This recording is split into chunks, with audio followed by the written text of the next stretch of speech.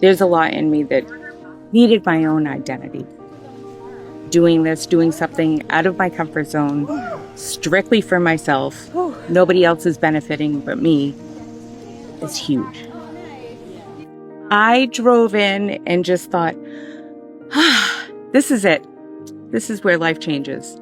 It goes back to the good stuff, to empowering myself, making new friends, putting myself out there and just seeing what happens. Yay! Cancer. I can do things. I thought, well, now I'm so much weaker, I can't do anything.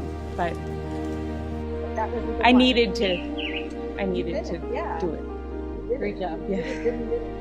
Thank you. Loved it. You did it out each time. It's like, which way do I go? How do I do this?